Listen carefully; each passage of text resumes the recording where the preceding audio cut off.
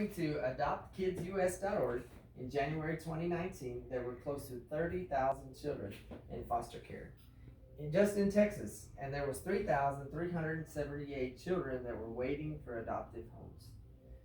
Hello, everyone. My name is Paul Zapata. My wife and I actually adopted twins. They were 11 when we adopted them. They're now 13 years old. We went through the foster system. We fostered to adopt. We actually fostered about 8 children in the time span of 5 years, all with the hopes of adopting them. They didn't work out, but we know that that was God's plan, and they ended up back with families. So, there's always good no matter what there is. So today I'm going to share with you both the pros and the cons of fostering to adopt, and I'm going to be discussing 3 main points today. The first being that as Christians, God has called us to help orphans.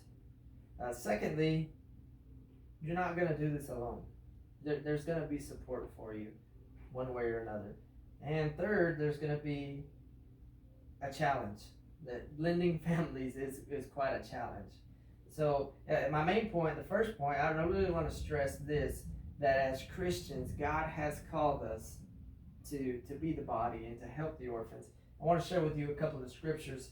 So James chapter 1 verse 27 says, "Religion that is pure and undefiled before God the Father is this, to visit orphans and widows in their affliction and to keep oneself unsustained from the world." The second scripture I'm going to share with you is Matthew chapter 25 verse 35 through 36. "For I was hungry and you gave me food. I was thirsty and you gave me drink. I was a stranger and you welcomed me. I was naked and you clothed me. I was sick and you visited me. I was in prison and you came to me. For me, my faith was a big part of our story. And God helped us through this time of some ups and some downs." My second point going into this is when you adopt, you're not alone in the process. Sometimes you fostering to adopt can bring some challenges.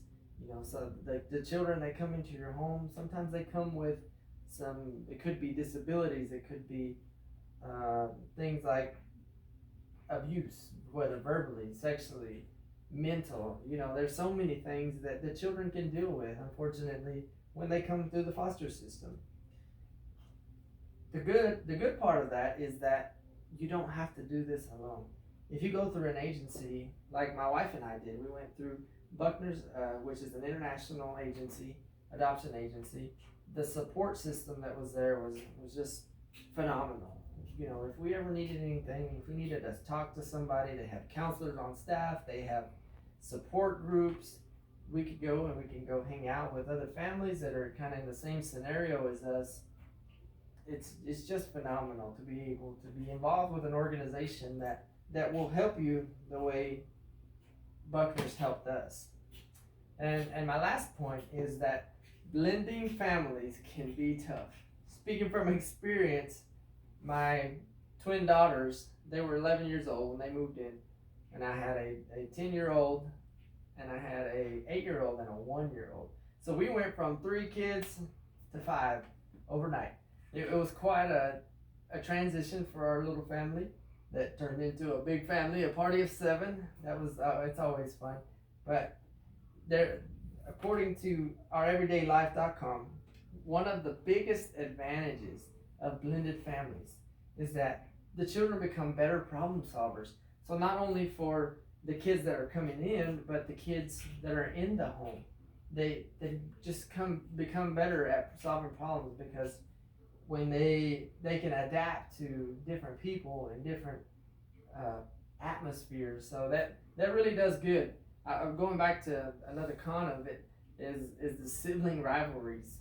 That was something that we had to deal with a little bit in my house. But you know what? Through persistence and through prayer and through love, our family has really grown from that. So today, after hearing what I had to say to you today, I hope that you will consider fostering to adopt.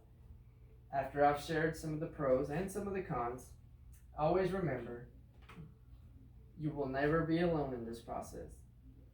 God has called us to this, and blending families can be tough, but in the end, it's rewarding. So thank you for listening today. I pray that you have a good day, and God bless.